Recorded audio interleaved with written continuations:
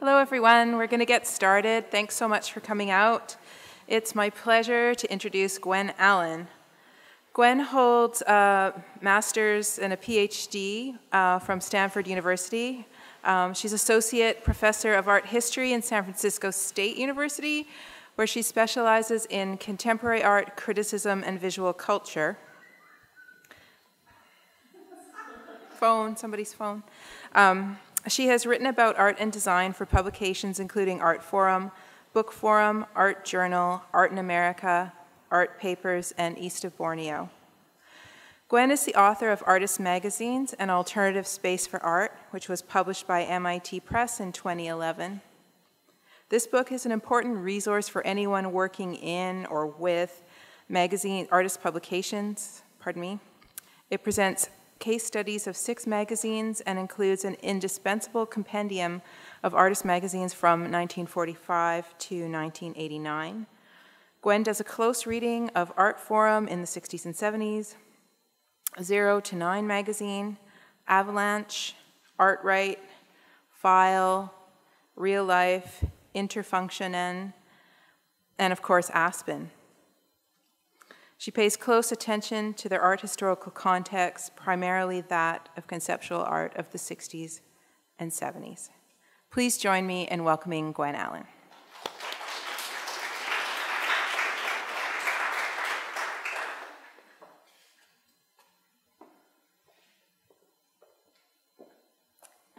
Thank you so much. I'm really happy to be here in Vancouver. This is my first time in Vancouver, and I'm really happy to be talking to you about Aspen Magazine. As Kathy mentioned, I have been working on artists' magazines and publications for a while, but I think Aspen is probably my favorite magazine.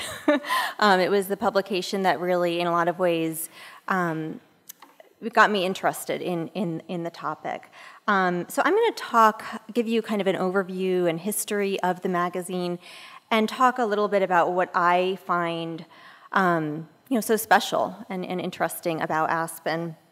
I'm also going to talk about the context of 1960s art and other artists' magazines, because even though Aspen is certainly a really unique publication, it doesn't come out of the blue. It actually comes out of a context of artists exploring the magazine as a medium at the time.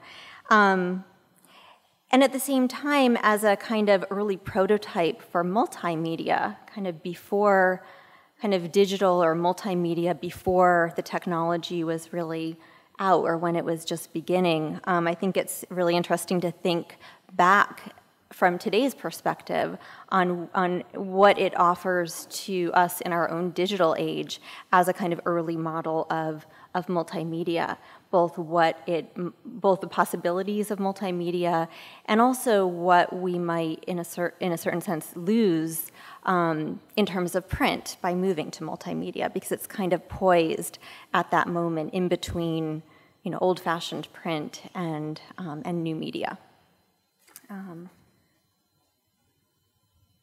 Can everyone hear me? Okay, great. In 1964, a New York journalist named Phyllis Glick, who's shown on the left in this photograph, was vacationing in Aspen, Colorado, when she came up with an idea for a new magazine.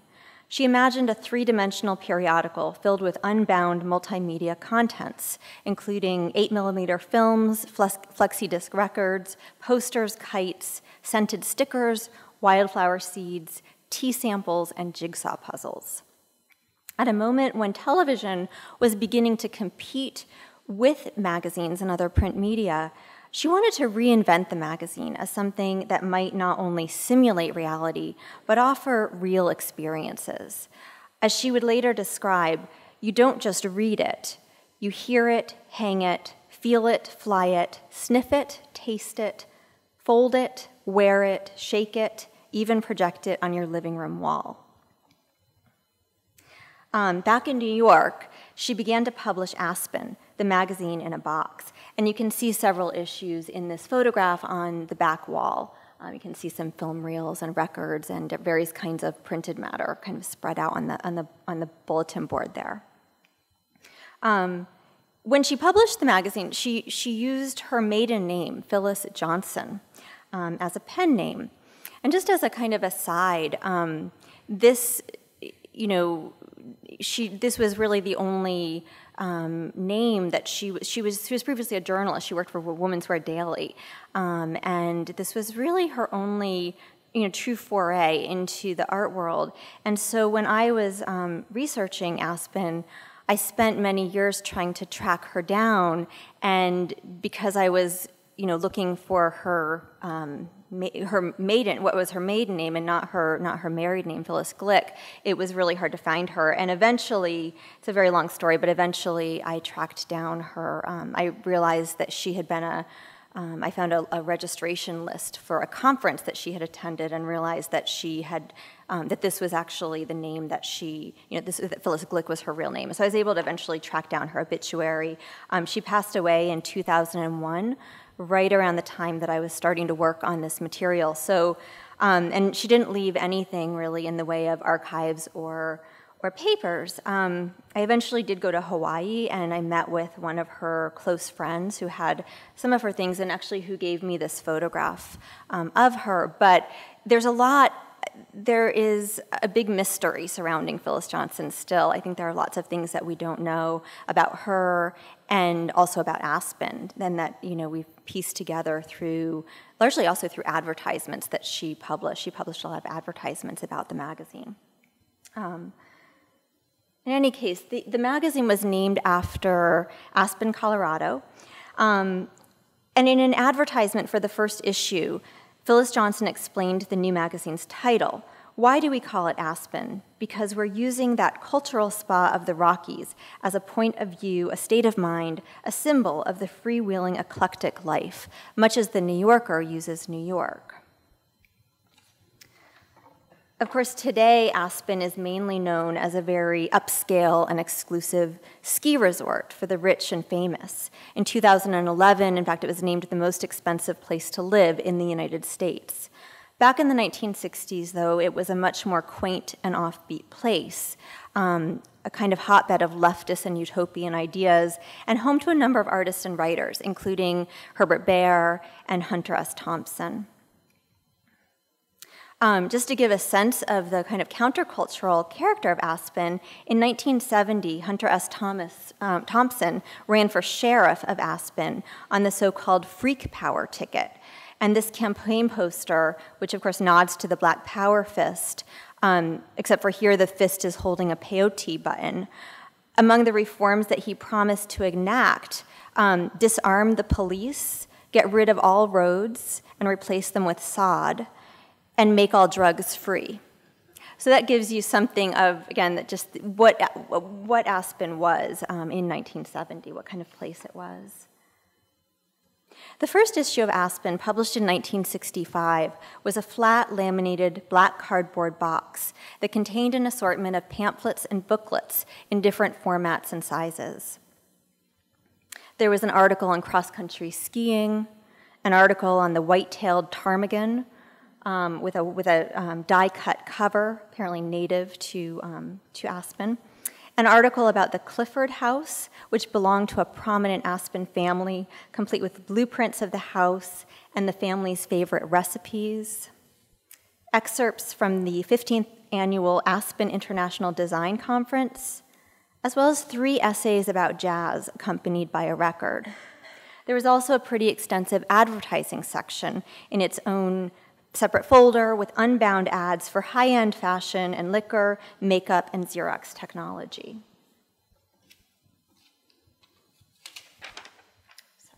The issue sold for about $4, exactly $4, which is about $25 to $30 today. And just to give you a comparison, at the time, a paperback book would have cost about $2, and an LP record around $3. So if you think about it in that way, $4 was kind of a bargain, considering what you got.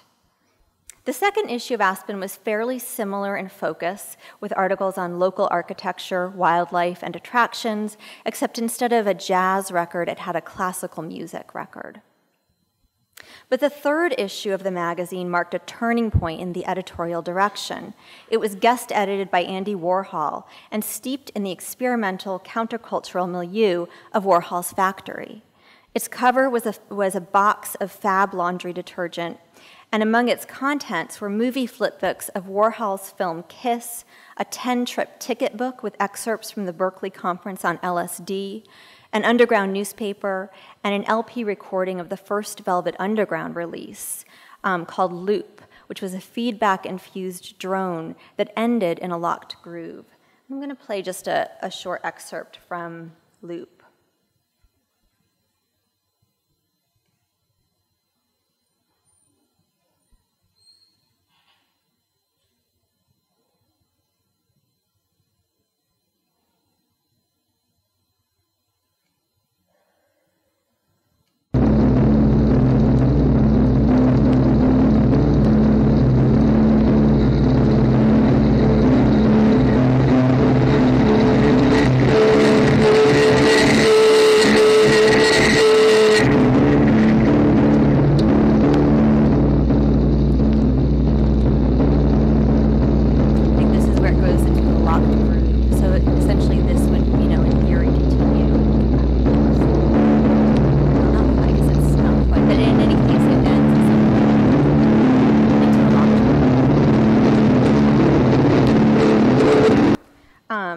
So definitely a far cry from classical music, skiing, and recipes. And because there are no archives, we don't know for sure exactly how Warhol became involved in the magazine. Presumably, he was asked to design it by Phyllis Johnson, possibly through his connection, or probably through his connection to the world of graphic design.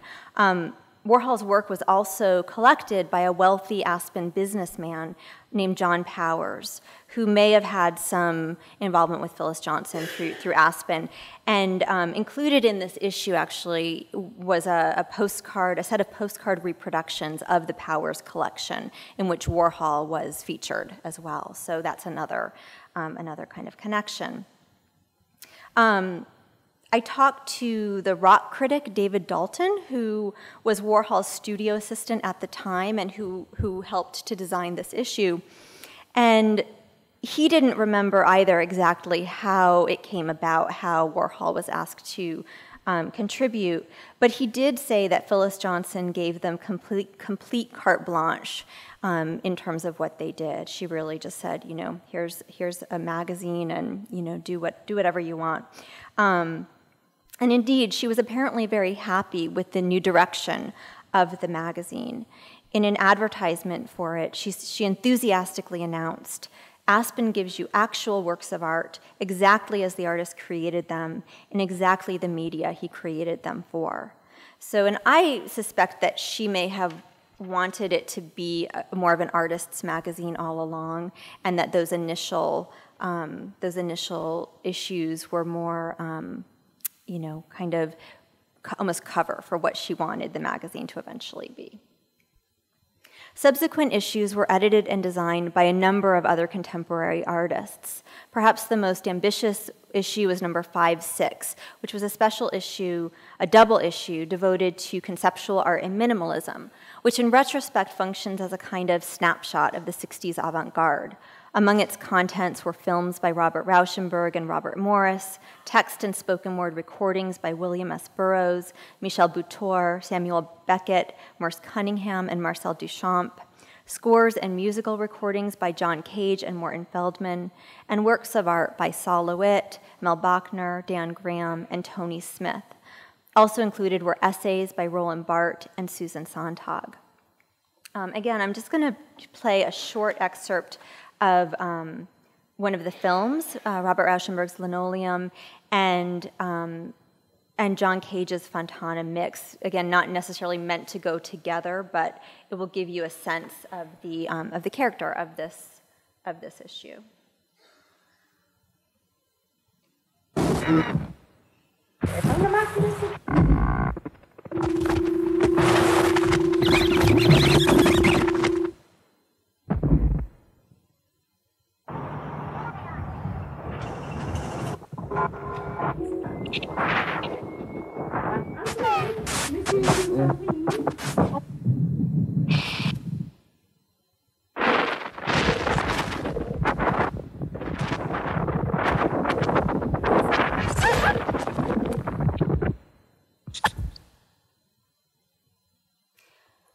And I've always wondered what Aspen's initial subscribers thought of the magazine's drastic transformation, when it suddenly, and we don't, again, because there aren't archives, we don't really know, except for we do have a few reviews of the magazine, including one that was published in Time magazine, and the reviewer described the issue as follows: Aspen is a magazine for people who don't like to read much. Aspen assaults all of the senses, not just the visual. Any reader, participant, player, victim who takes the trouble to wade through the latest issue should find his senses fully exhausted. For those who seek refuge in conventional words, a few are supplied. They are, however, often as inscrutable as the rest of the contents. So it suggests that at least some people were rather, disoriented by this magazine.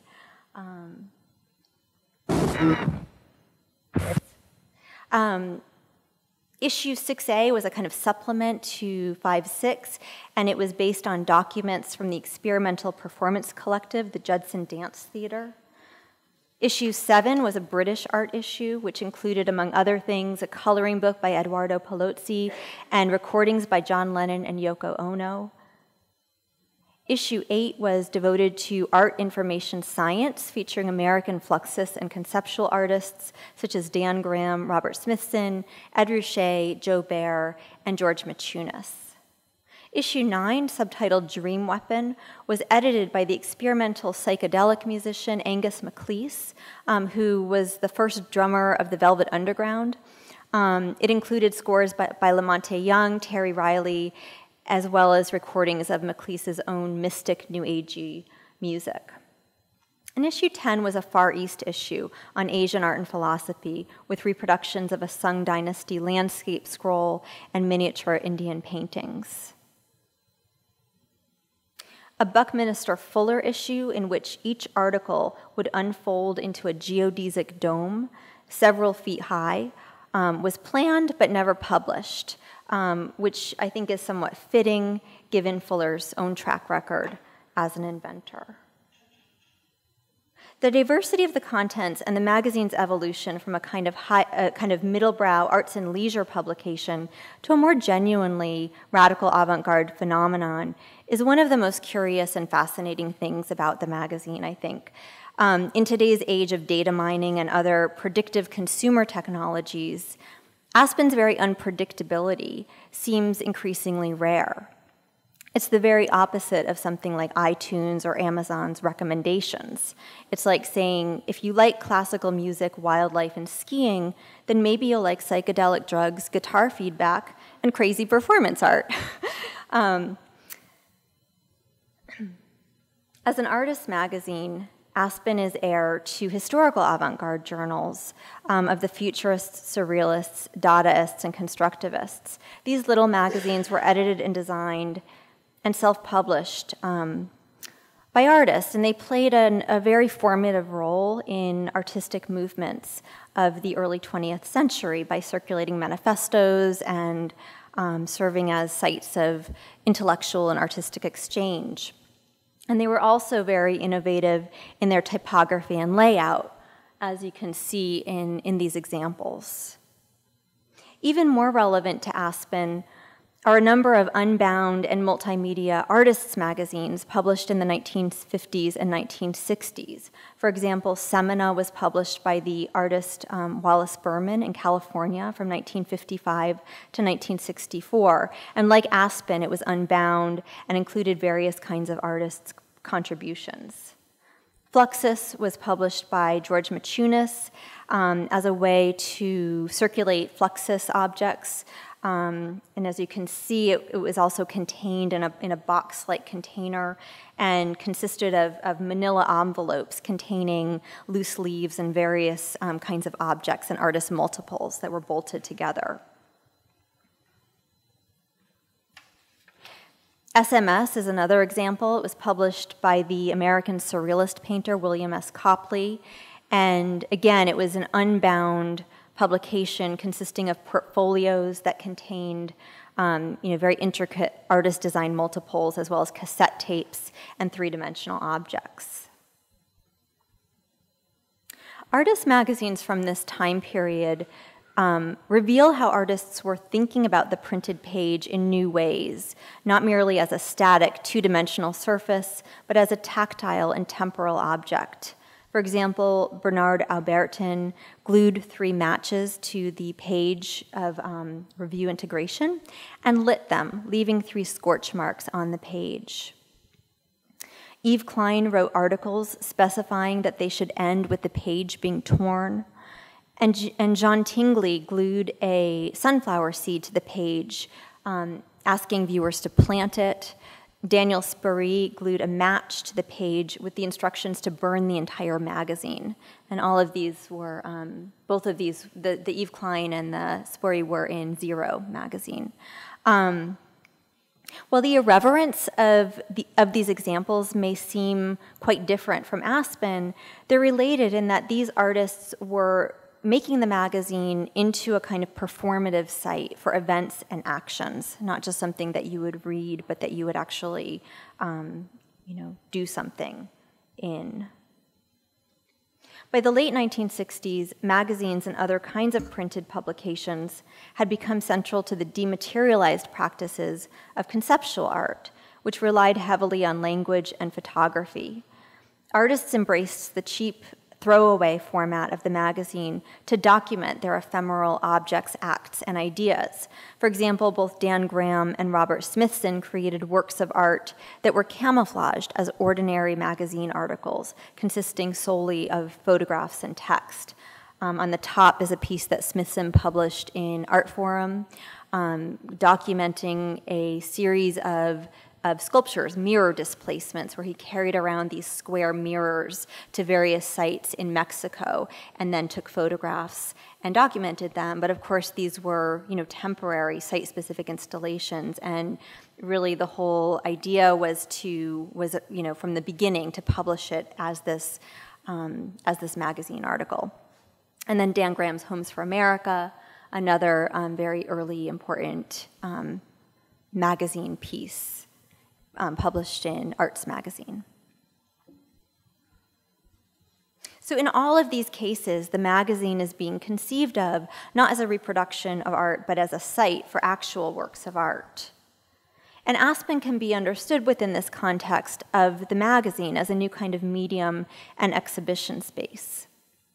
The artist and critic Brian O'Doherty guest-edited issue 5/6. And when I asked him why he decided to get involved with the magazine and edit an issue, he said, with conceptual art, you needed a magazine more than a gallery. And I think that's a really interesting statement. It suggests 2 things. First, how conceptual art, as well as related practices like earth art and performance art, really relied on text and photography as forms of documentation. Of course, the magazine was kind of an ideal place to distribute these documents. So in that sense, it depended on the magazine. But it also, magazines and print media were alternative forms of distribution that promised to be more accessible and egalitarian than the traditional museum space.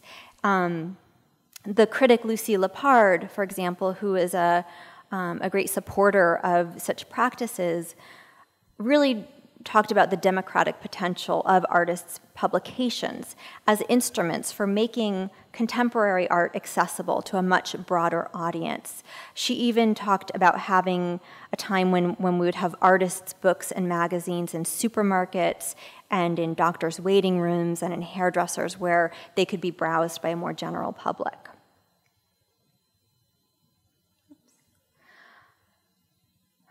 While the white cardboard cover of Aspen 5/6 clearly evokes the proverbial white cube, and Brian O'Doherty would actually go on to kind of really coin this term and talk about the modern gallery space. O'Doherty was in fact interested in how the magazine might allow art to escape the architectural and institutional strictures of the gallery. Instead of cloistering art from everyday life, the magazine released it back into the world, countering the timeless contemplative visuality of the modern museum with a distinctly temporal and interactive experience. The issue required various kinds of hands-on participation from the viewer. The reader or viewer was invited to compose music by throwing dice or die in Cage's Fontana mix, to understand or misunderstand, as the case may be, information in LeWitt's serial structure number 1, to flip through the pages of Mel Bachner's 7 Translucent Tears, which was a stack of translucent tracing paper printed with a grid that contained patterns of pluses and minuses that could be added up, to complete a poem in Dan Graham's schema, and even to construct a 3-dimensional cardboard sculpture, a model of Tony Smith's sculpture, The Maze. In his instructions, the artist recommended using Elmer's glue, which I love because I think it again suggests what a kind of unspecialized audience this was geared towards. It was very much something that anyone could do at home or make their own art, essentially. These activities could be undertaken individually or collectively.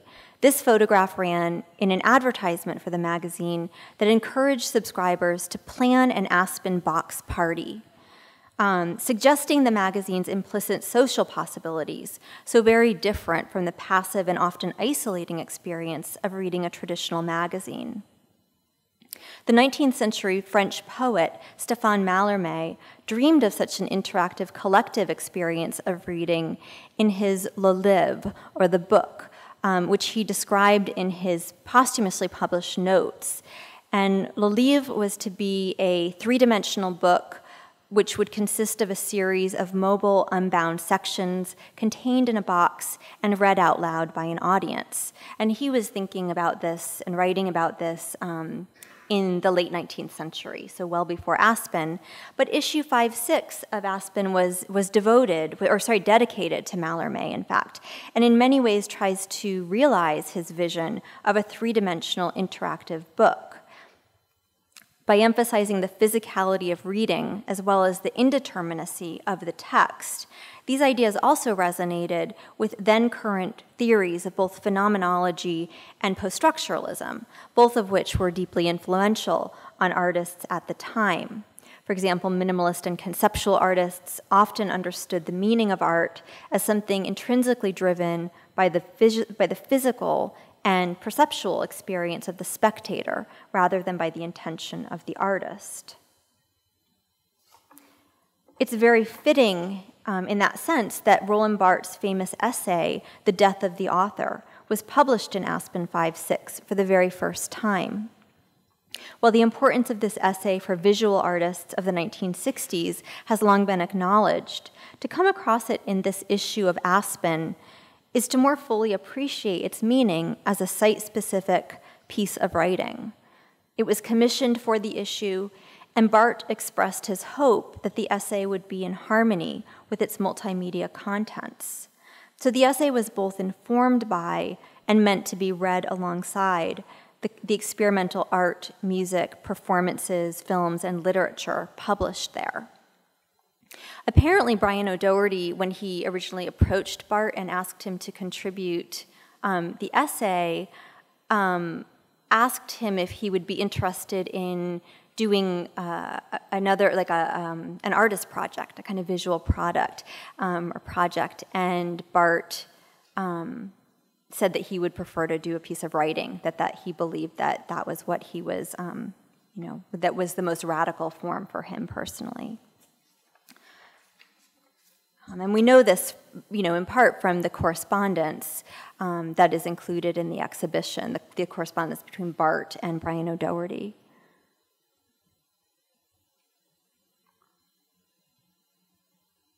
Aspen highlights the various ways in which cultural producers of all types, from Marcel Duchamp to William S. Burroughs, questioned authorship by employing strategies such as chance operations, collage, de-skilling, and serial procedures to displace artistic or authorial intention and engage the reader or viewer as an active co-producer of meaning. In this sense, it actualizes Barth's idea of the birth of the reader, who must literally interact with the magazine's various components, determining their arrangement and relationship to one another. Moreover, however, by sending art through the mail in a cardboard box, making it cheap and at least potentially accessible to new audiences, Aspen also amplifies the egalitarian underpinnings of Barth's call for the radical redistribution of cultural production. Indeed, Barth argued that the figure of the author is, quote, the epitome and culmination of capitalist ideology. The birth of the reader depended not only on the so-called death of the individual author, but upon a reconfiguration of the larger socioeconomic conditions of the production and distribution of media, conditions that under capitalism perpetuate the treatment of cultural meaning as private property rather than public knowledge. The significance of Aspen lies not only in its innovative format and artistic experimentation, but also in how it challenged the commercial magazine's very modes of production and distribution, upturning hierarchies not only between authors and readers, but among publishers and editors, advertisers and distributors. Understanding Aspen within this context sheds light on the magazine's significance, not only as an artistic medium, but as a radical media practice. This was perhaps most explicit in issue 8, which was edited by Dan Graham, who explained in his editorial statement, "This issue may aid in redefining the magazine's place in and as art and as participant in the larger world."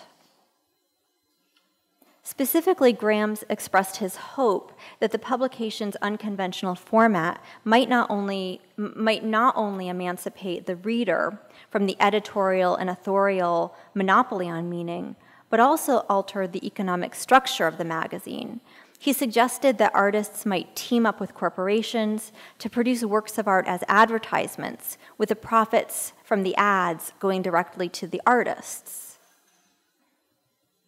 This idea of using advertising space against the grain was something that a number of artists, including Graham, had experimented with during this period. For example, Stephen Kaltenbach took out ads in Art Forum, and Adrian Piper took out paid advertisements in the Village Voice as part of her Mythic Being series. In these cases, artists were mobilizing advertising space as a different form of publicity, not meant merely to sell art, but since there's no real object or artwork outside of the page itself, but rather to reach a public. Aspen 8 did not, in fact, really succeed in using advertising in this way. In fact, the issue appears to have had no advertising at all. And Graham later admitted that this idea was rather idealistic. However, he did strive to create a publication whose meaning was not dictated from above by the editor or by advertisers, but informed by its readers' experiences, both on and off the page. Ultimately, Graham seems to have wanted readers to participate not just in the magazine, but in the world itself. He suggested that Aspen 8 might, quote, point directly to the outside world, and conceived of the magazine not so much as a final product, but as an intermediary, a kind of broker between the reader and the world, connecting the two, however temporarily.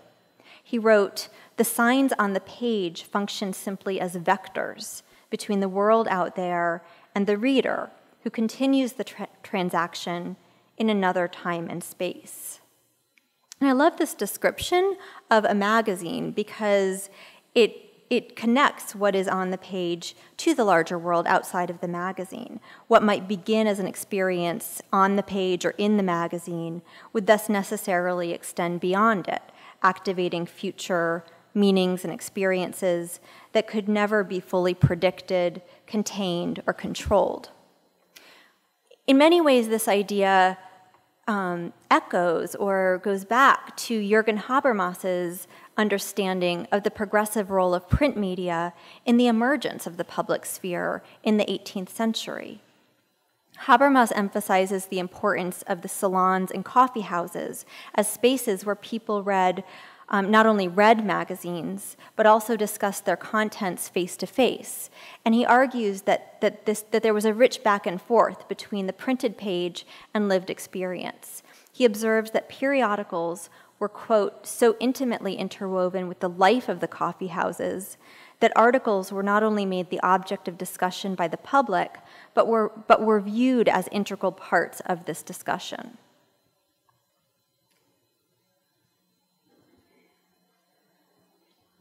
This history and the kind of origins of the magazine shed light on Aspen, as well as other artists' magazines from this period, since it suggests that their important, it suggests their important social function, their role in fostering artistic communities and providing alternative modes of communication through which artists seized control of the media, redirecting it towards their own interests and empowerment.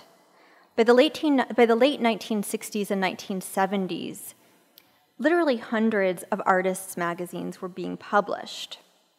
And while many of these magazines might look more conventional than Aspen on the face of it, they were just as innovative in their support of experimental art and in the challenges they posed to models of mainstream commercial media.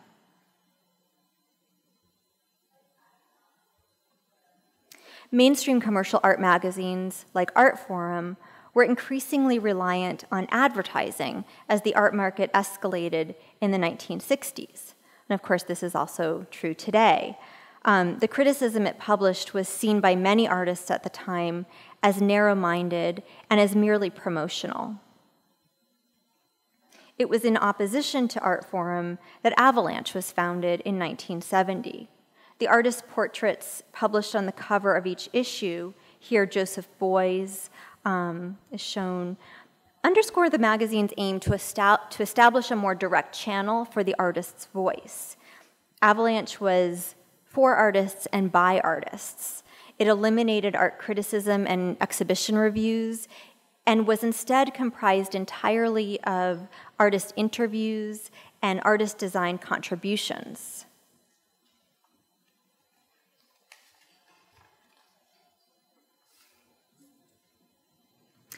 And here are just a few examples. On the top is a contribution by Saul LeWitt. It's a page drawing, kind of a takeoff of the artist's wall drawings, in which readers were invited to draw on the page. And I know it's probably hard for you to read it, but you're to connect different letters and vowels and consonants to different sides of the page. So there's a kind of formula through which each reader could create their own page drawing. And on the bottom is an interview with Ed Ruscha. While Avalanche did have advertisements, these were often used for purposes other than promoting commercial galleries, as in this anti-war statement that appeared in the first issue. Likewise, File, published in Toronto by the Canadian collective General Idea, was a vital channel for the Canadian mail art scene, appropriating Life magazine's red and white logo, something for which Time Life later threatened to sue. File self-consciously lampooned the role of publicity in the art world. And you can get a sense of File's irreverence from this cover, which shows the artist Vincent Trasov dressed up as the Planters Peanut logo. File attempted to at once exploit and undermine the spectacular publicity and sensationalism of mainstream media by inhabiting it. It drew attention to the tautological, self-perpetuating logic of the media and the idea that whatever appears in the media takes on a life of its own. As A.A. Bronson described this cover, it is the very emptiness of the image, its very lack of content, that creates its desirability. Although the image has no connection to any specific event, production, or opinion, its lack of substance combined with its familiarity leaves it an open receptacle, an empty mirror, onto which the media can project anything they want, and they do. And in many ways, of course, this is a precursor to memes today. Frustrated by the narrow coverage of criticism in commercial art magazines such as Artforum, File thumbed its nose at received definitions of aesthetic quality and expertise. It invited readers to send in their own artwork for publication, favoring amateur techniques such as collage, rubber stamp, and photocopying.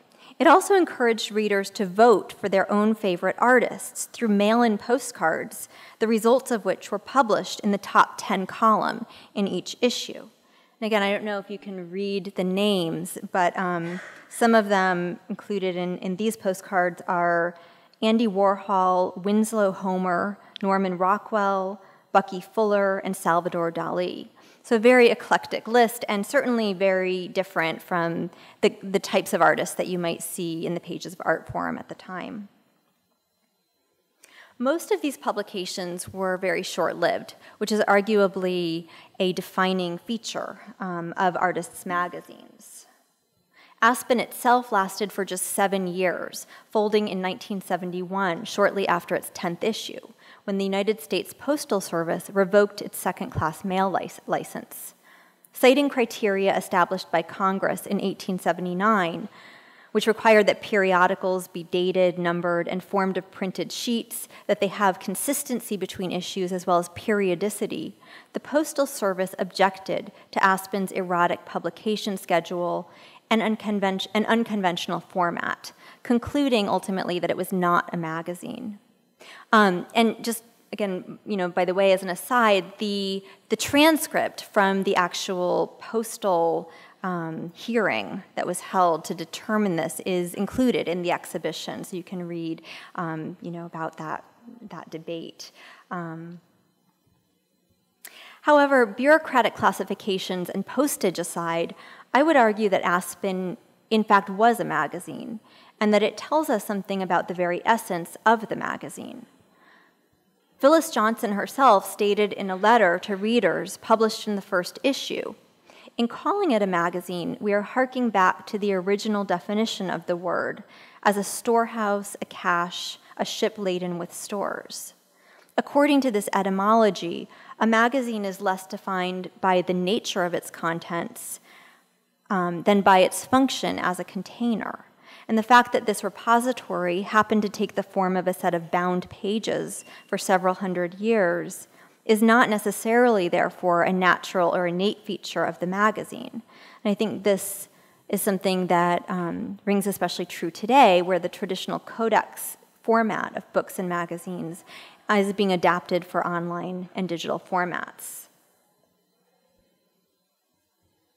In obvious ways, Aspen presciently anticipates such technologies where text is increasingly integrated with sound, video, and image. And yet, even in its own time, Aspen's multimedia format had a futuristic appeal, and I think can be seen in relationship to the increasing ubiquity of television and other electronic media in the 1960s. This is especially explicit in issue 4, which was devoted to Marshall McLuhan. McLuhan condemned the passivity of print and celebrated the utopian possibilities of so-called cool media, as he called things like television, that might reactivate our aural and tactile capacities. And this issue, issue 4, really tries to embody McLuhan's ideas, in a sense by creating a cool magazine that, even though its print might compete with television's allure by being multimedia, by being tactile. One of the things that was included in this issue, the issue was also designed by Quentin Fior, but it also included a poster, kind of fold-out poster, that was a kind of poster version of McLuhan's book, The Medium is the Massage, which was published right around that same time. And in the poster, the pages of the book are arranged every which way, almost as McLuhan might say, kind of kaleidoscope-like, so that you are really, again, as the reader, encouraged to engage with the text in a very different way. And at the same time, Aspen offers such a different experience than something like television. In a sense, one might argue that it is even more cool or tactile and participatory than television.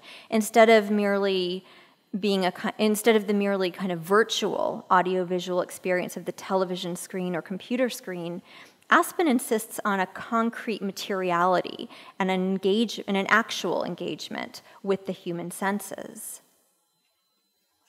Indeed, in many ways, even as it looked ahead to digital and electronic media, it also looks to the past, serving as a kind of reliquary for those very analog media, such as record, films, and print, that threaten to become obsolete in an emerging digital age.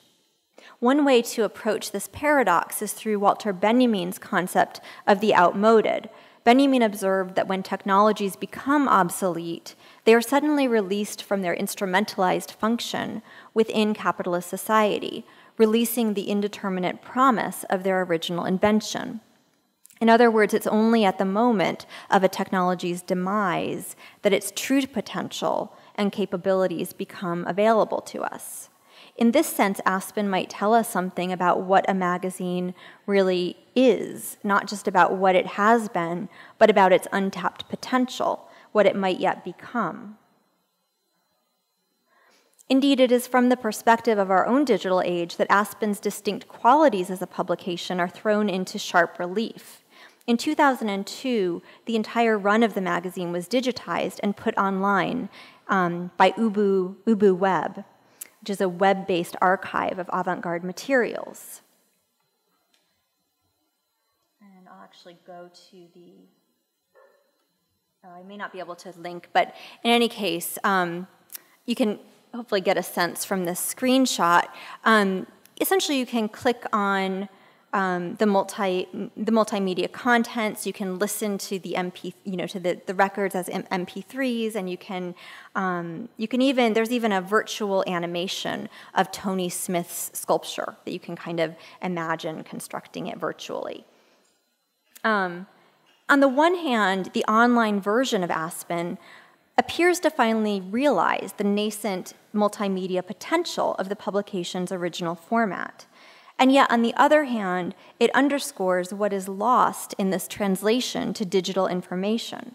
While digital and web-based technologies are often touted as being more interactive than traditional print, the digital version of Aspen in many ways gives the lie to such rhetoric, suggesting how the internet deprives us of some of the tactility and indeterminacy that were so important to the original experience of the magazine by reducing our participation to clicking on links while at the same time isolating us in front of our screens.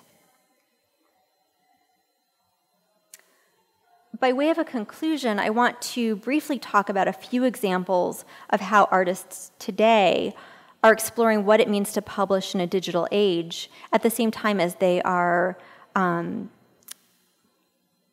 think, very adamantly refusing to leave print behind and returning to it in new ways.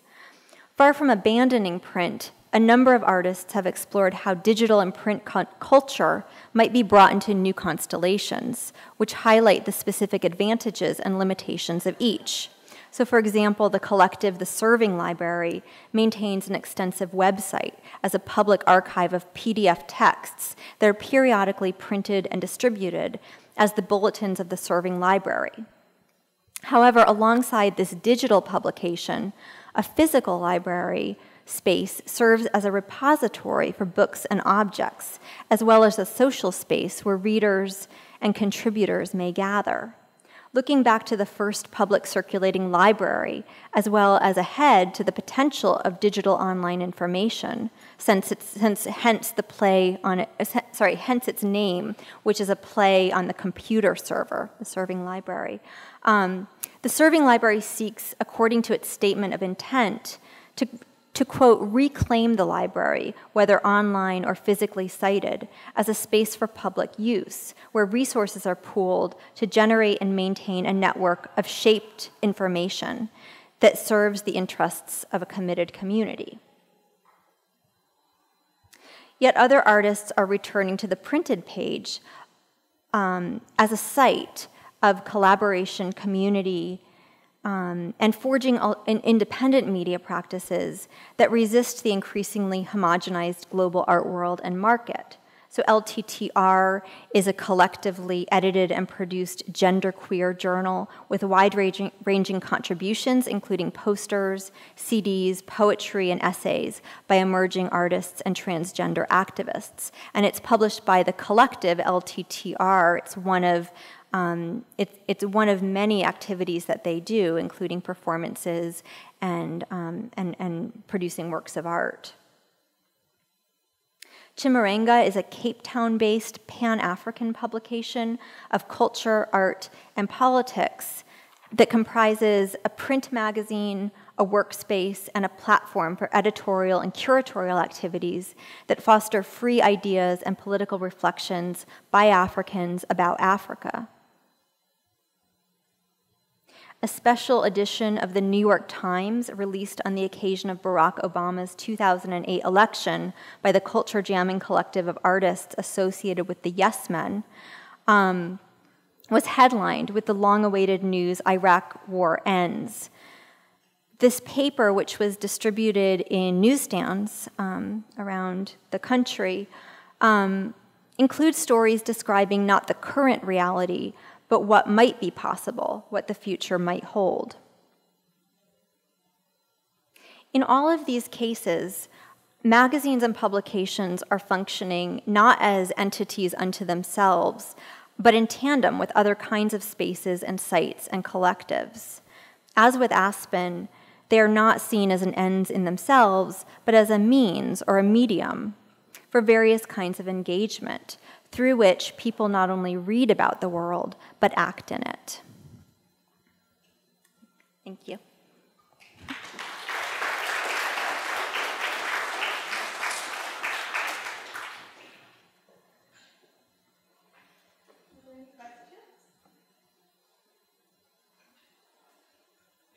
I think you need to wait for the mic. It's been recorded. Oh, gotcha. In your research, did you come across any means of how these were published, like where the funding came from? Because that's the thing that I've always found interesting. Yeah. With the amount of materials that were used, whether that's getting the flexi discs made, getting a pressing plant to do that, and the film or anything like that. So, did you find any clues or anything? I found clues. I don't have definitive answers, but it's also something that is a really curious aspect. How is this produced? Dan Graham, the artist Dan Graham, who was quite involved, who published his own issue, he said that he thought Phyllis Johnson's husband, who I think was a businessman, was funding some of it so that she had some money that she could direct towards this. But I think she ultimately, she wanted it to be a self-sustaining, publication. She also, I think the first designer of the magazine did it pro bono, so she was also able to get people to kind of offer their services for free. But it was a struggle. It was definitely a struggle.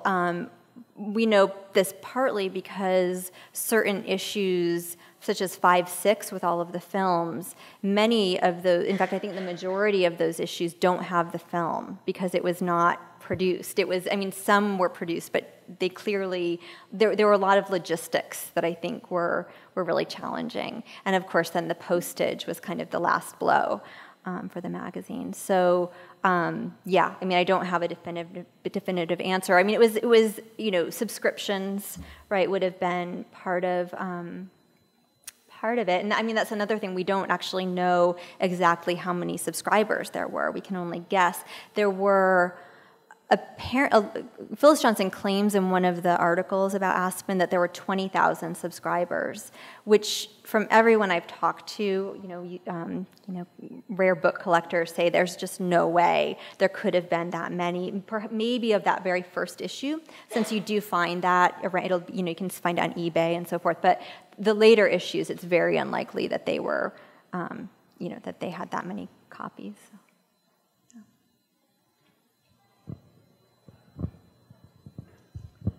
I have a question that actually relates a little bit to this and some of these sort of logistical things. Yeah. So I thought it was totally fascinating, your story about trying to track down Phyllis Johnson, Phyllis Glick. Yeah. Did you find in your in the various paths in that research anything more about? So you said she had worked at Women's Wear Daily. Was she also collecting art, or was she editing at Women's Wear Daily? I'm just so curious I as know. to where this comes from. It's very curious, and no, I did not. She really is a kind of mystery, because she was clearly in New York, in this period of time from the mid-'60s to the early '70s, and then she kind of just disappeared from the map. And she did, again, through when I eventually tracked down her married name, and she did eventually move to Colorado. Sometime in the mid-'70s. I think she was there in early '80s, and then to Hawaii. But one very interesting piece of information that I came across actually when I was talking to her friend in Hawaii who had some of her things is that she was, I guess, next door neighbors. She lived in the village. She lived in Greenwich Village on Waverly Place, and John Cage was her next door neighbor. And so I suspect that it was almost like a kind of neighbor thing where she kind of, and he appears in the McLuhan issue, so he's kind of early on very influential. Also, Phyllis Johnson, the other thing that she published that we know of is a book on mushrooms. And John Cage, as you might know, was very interested in mushrooms, and so, I don't know, putting those pieces together, I suspect that was partly how she became so involved in the avant-garde was through Cage. But again, that's really speculation and kind of, as you say, kind of piecing together these clues, so. Hi, I was wondering if there were any artists who had been trying to do modern iterations of this, like going back to the original form of it. Does that make sense? They're like boxed publications, multimedia, like Aspen. There are, yeah. There are, even something like Visioneer. I don't know if you know Visioneer, which is a much more high-end fashion and art crossover publication. There was a magazine called Blast that was published in San Francisco in the '90s. That was a kind of a boxed publication, but not so far as I know, directly related to Aspen. A kind of the magazine Triple Canopy, which is a digital online magazine, has done kind of thinks about the history of this magazine in its own. As a digital, in its own kind of digital publishing activities. And it's redone one of the projects that was in Aspen, the Dan Graham schema. It's kind of redone that for the digital page. So that's one thing that I know of, but yeah. The Thing Quarterly, is that the Thing Quarterly? Is that what? Yeah, something like the Thing Quarterly is an editioned multiple that does come in a box, but it's also very different from Aspen in that it is, each issue is a single artist, edition. So it's much more kind of object-based than, and I actually don't know if I would call the Thing a magazine. It is certainly a publication, but I don't know that it functions as that kind of repository for multiple artists, although, again, the category is pretty malleable. Thanks for sharing your love of Aspen. I was across the street looking at this show, and I was thinking about along the lines of your conclusion of, there's a lot of music now, people just have the CD, they download, and then they get rid of their CD. But on the other end, there's box sets of CDs, like catalog raisonné of everyone, all the work that people do. Mm-hmm. Now, there's sort of a reproduction facsimile over the gallery there. is there or will there be that kind of like physicality of like a reproduction of one of the editions or some of the editions, or what do you know about that? You know, the Of Aspen? Yeah. Well, I don't think right now there are. I mean, in the gallery there are a few facsimiles Right. of objects that were in it, but as far as I know, there are no plans to kind of republish it. Is that what you're asking? Yeah, as far as I know, I mean, it would be great if somebody did that, but I don't.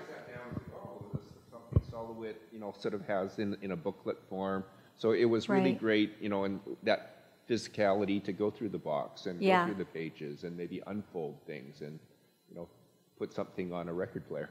Yeah, and I think it's also true that those, you know, analog media that we are kind of increasingly attuned to them because they are becoming that whole kind of argument about the outmoded, that we are increasingly kind of aware of what they are, you know, and don't take them, you know, that they're sometimes to the point of fetishizing them today.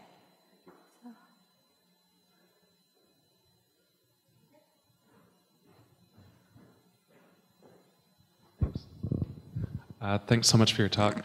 I was curious to know about advertising. So you mentioned a couple times that Phyllis Johnson took out ads for Aspen, and I can't imagine 0 to 9 or Avalanche ever actually had ads. Like you mentioned, they maybe did, but they were more like messages. Yeah.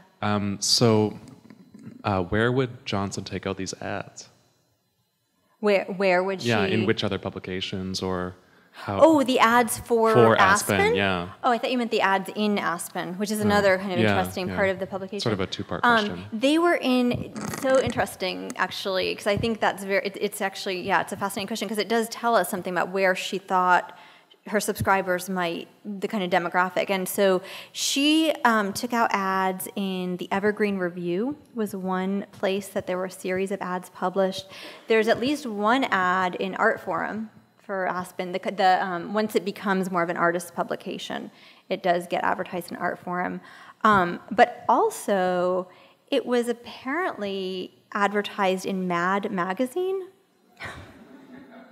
And I know this because at some point, I mean, early on, before I published the book, I think when I was working on my dissertation, I met somebody who said, I subscribed to this when I was 14, and I heard about it in Mad Magazine. You know, so I thought that was fascinating because it kind of tells you how, you know, diverse, or, you know, that she really was trying to direct it towards very, very different audiences.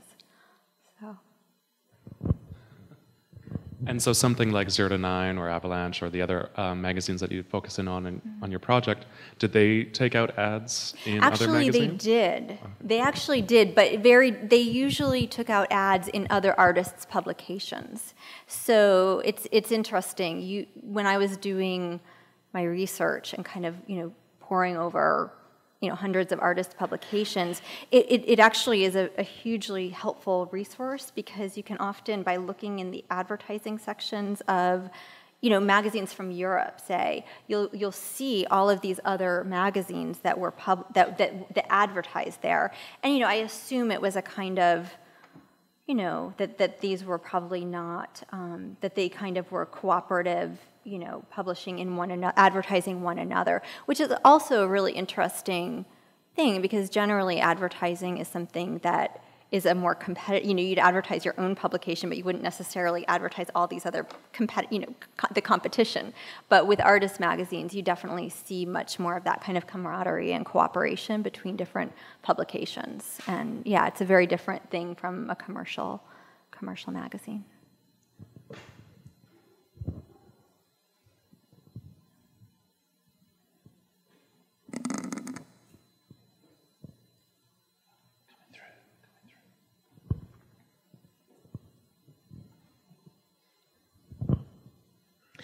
Hi again. I was just wondering if all of the items that were contained in all of the issues are still, like, is there an example of all of them in a complete set? If that makes sense. All of the... Because in each each edition there would be a box and it would have the things inside of it, writing, records, Right. and fold out things, whatever. And there are a number of issues. Is there a complete set of everything? Yeah, I mean, I think in the exhibition, there is a complete set, as far as I know. So yeah, there are complete sets of, I mean, there were only 10 issues published altogether. They're very hard to come by, complete sets of the magazine, because, yeah, often you see, I mean, most libraries even will have incomplete sets. So it's not easy to come by complete sets, but yeah, they do exist. Yeah.